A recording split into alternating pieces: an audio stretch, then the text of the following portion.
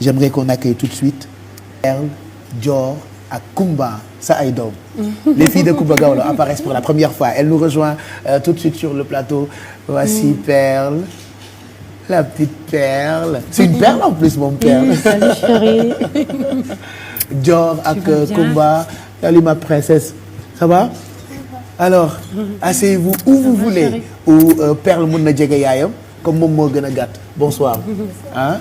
Ça va? Voilà, merci d'être là pour maman. Ça c'est Kumba. Et puis da nga nuroo Kumba. Elle c'est Dior. Dior daf la nuru. C'est elle Kumba, d'accord. Ouais. Dior moo la gën a nuroo. Ouais, Dior c'est ma copine elle. C'est tout toi? Oui. Moom yow la moom. Ça va Dior? Dior. Kumba. Oui. Ma petite Perle. Mais tu es jolie. Est-ce que tu sais que tu as des fans sur Internet? Tout le monde te suit quand tu fais des vidéos avec maman? Oui. Comment tu la trouves? Comment elle est? Parle-nous un peu de maman. Elle est gentille. Elle est gentille? Oui. Juste gentille? Non.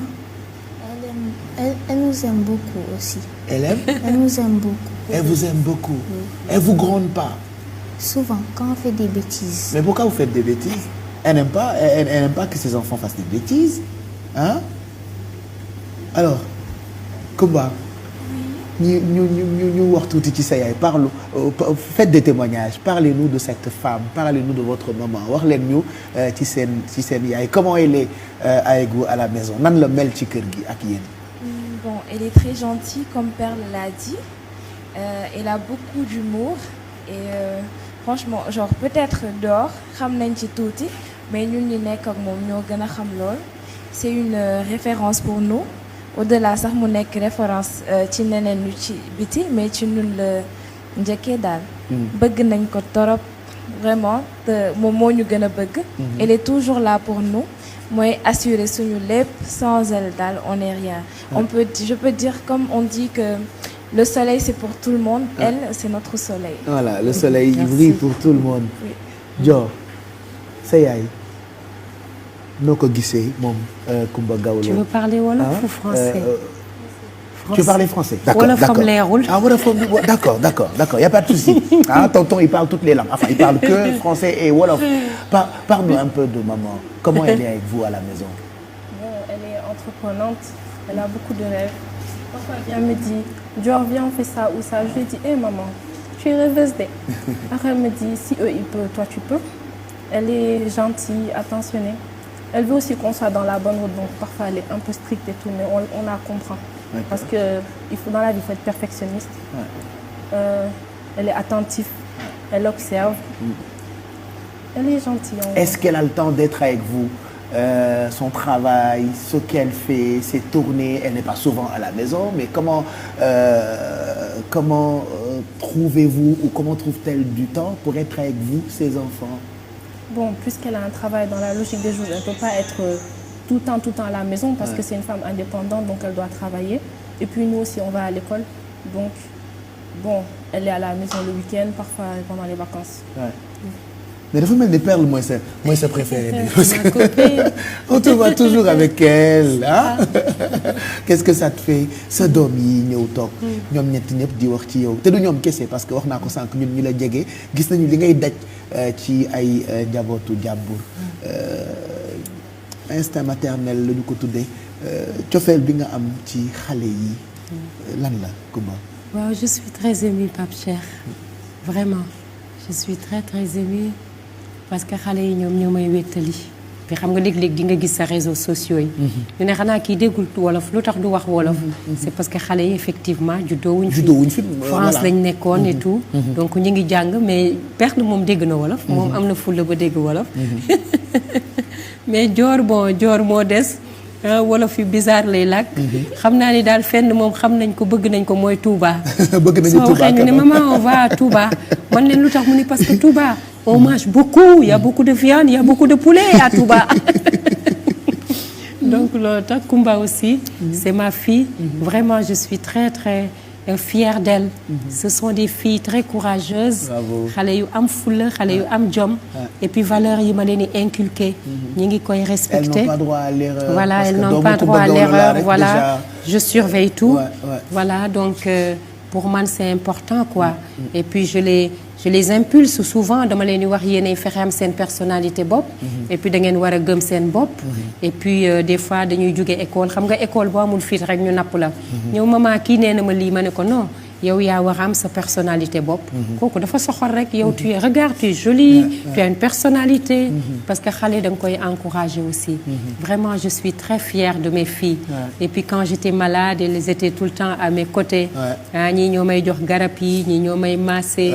ñi ñooy nekk sama wet vraiment ñu ngi et puis elles sont tout le temps à mes côtés voilà bi may tourner borom ndaam aussi ñoom ñett ñëpp dañu ñëw ci tournage bi ñoo yore woon production bi léegi su ma craqué rek kenn daw indi Kleenex kenn daw indi ndox maman naanal maman toogal waa xaaral vraiment maa ngi sant yàlla bu baax Kumba par exemple au bureau moom moo yore les réseaux sociaux lépp loo gis sama plateforme c'est elle qui gère ça oui c'est elle je suis très fière d'elle.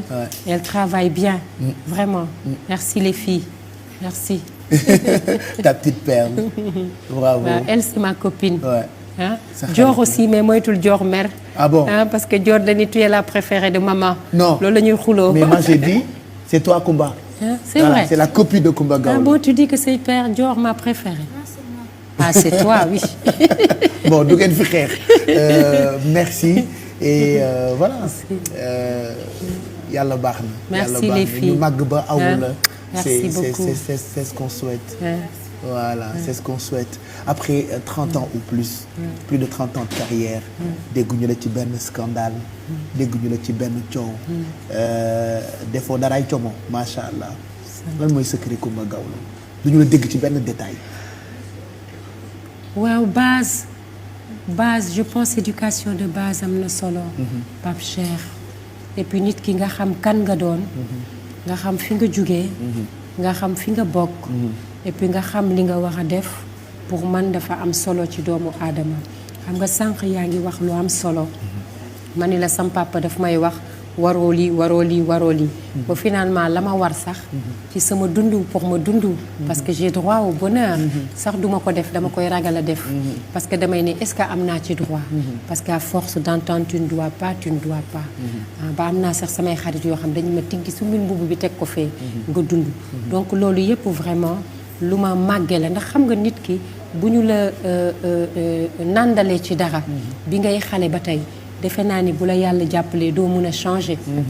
parce que même boo bëggee changer doo ko mën.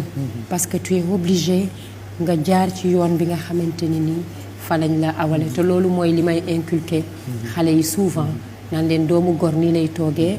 doomu gor nii lay defee doomu gor nii lay waxee. lii de waru leen fii de waru leen fi aw. kon maa ngi koy sant it sunu borom. ndax Pape Cheikh nit ki nu mu mel rek. pour mën na sant yàlla. je trouve que Dieu m'aime beaucoup te yàlla may na ma lu bëri daal. force bi sunu borom la rek. voilà sunu borom la. voilà ñoom amu ci kenn ku ciy woy wala kuy fooyee woy parmi elles. Kumba chante peut-être Kumba bon on espère que dinañu am.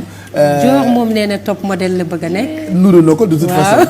dina mel ni jamono yi nga nekkee égérie marque yu mag yi di défilé parce que tu l'as pas été. moom elle aime la danse. elle aime la danse tu veux danser.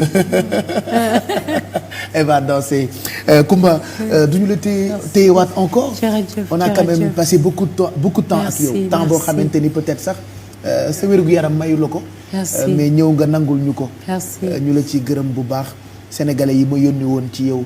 ñuy réitéré waat confiance bi nga xam ne am nañu ko ci yow mais bëgg nañu nga respecter engagement bi nga waxoon ak ñoom woy moo la war da ngay woy ba sàngoo suuf donc mën nañu la baal tawat bi waaye duñu la baal mukk ngay bàyyi di ñu déggal yàlla na suñu borom dëgëral la yàlla may la wér nous on t'aime à un point boo xamante ni xëj na sax bu ñu ko dee wax mën nañu fay fanaan ban message ngay jox surtout fans yi ñi nga xamante ni ñooy xeex ñooy xuloo ñoo taxaw tem ngir di dund Kumba Gawlo. merci Pape Cheikh maa ngi lay feddali encore sama kóllëre di la gërëm di la sant di nuyu ñi nga xam ni yëpp ñoo ñuy seetaan di gërëm vraiment waa Sénégal ci seen cofeel ci sama jëmm ji sama jëmm ju tuuti ji di gërëm waa Afrique ci seen cofeel ci sama jëmm ji di gërëm gannaaw ba ma sante yàlla sunu boroom ma sant sama ñaari waajur ma sant samay mbokk sant samay xarit di gërëm waa Sénégal mag ak ndaw góor ak jigéen muy kilifa diine yi di kilifa aada yi di kilifa cosaan yi di gërëm artistes yi parce que tous les artistes vraiment se sont mobilisés pour me soutenir vraiment dans les moments que je traverse. maa ngi gërëm ñëpp di leen sant. di gërëm aussi suñu mag Youssou di ko encourager di ko ñaanal yàlla taxawu ko parce que Youssou suñu référence la. Youssou référence la. man su may xool Youssou dama koy comprendre. parce que damay ni voilà quelqu'un qui ne s'est jamais reposé de sa vie. damay gis lu bari ci man. te man dama koy comprendre. parce que tu fais des affaires tu fais du business. La vie est difficile et ingrate parfois. Malgré tout, tu viens sur scène, tu chantes. Donc il faut être fort pour le faire. Parce que yaa ngi way mais yaa ngi xalaat problème yi. mais da nga koy teggi teg ko fee. ba bâtir li mu bâtir. Vraiment c'est notre référence Youssou. C'est quelqu'un qui a beaucoup de mérite. et on sait que yombul quoi. di remercier à nouveau Ndiaga mon petit frère. pour tout le travail qu'il a fait cette mobilisation. di remercier Boubacar. waaye lépp ci mbokk la rek Pape Cheikh di gërëm sama staff ci seen taxawaay ndax nit ki kat boo tëddee ci ngay xam ñu am njariñ ak ñu la bëgg ndax li ma tëdd yépp sama staff ñoom ñëpp ñu ngi mobilisé wu di gërëm Ababacar Dieng sama administrateur nga xam ni depuis 10 ans ñu ngi ànd Boubacar Ganon vraiment mon conseiller en genre nga xam ni tous mes projets genre et autres moo koy piloté moo koy manager di ci liggéey équipe bi di remercier tout le monde Katim toute l'équipe Koulim Dioum parce que c'est un vrai groupe et c'est un vrai label Go Média di gërëm ñëpp di leen sant di delloo njukkal sama yaay ki ne laam ak ñëpp ñu fi jaar jërëjëf yow Pape Cheikh ku la bëgg laa mu bëgg nga xam ko soo ma gisee soo ma gisul tu es loin dans mon cœur et je t'aime profondément merci aussi à la presse parce que je pense que tous les journalistes certes ont joué leur rôle mais ils ont compati tous vraiment avec moi dans mes douleurs, dans ma douleur. Merci vraiment à chacun pour cette sympathie et à mes fans. Voilà. Je vous donne rendez-vous très bien. Bientôt de. Bientôt. Voilà. On va se quitter avec Minyamba. Oui. nga def ko sur scène ak Jimmy Mbaye. budul woon nag lii nga woyal ñu ko mais interprétation bu neex la ñu tànn ko pour tëjee ko.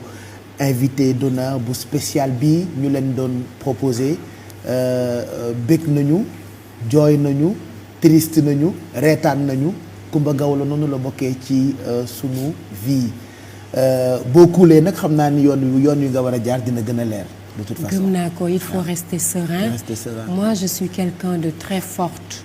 C'est vrai que c'est difficile en ce moment. Voilà parce que la nuit je dors pas beaucoup je dois l'avouer parce que damay toog ba guddi ma jug je me pose des questions parce que j'ai beaucoup de moments de doute voilà il m'arrive de craquer comme c'est le cas en ce moment parce que sama son voix moo ma neexul quoi voilà su ma déggee le son de ma voix je suis triste.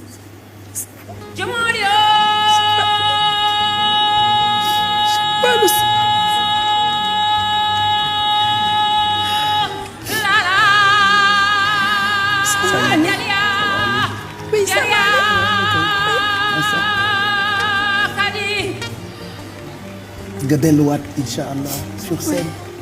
Désolée chérie, je ne veux pas pleurer devant les enfants. Ça va aller. Ça va aller. Merci Coumba. Merci pour tout. Et bon courage. Merci. Bonne soirée et à très vite.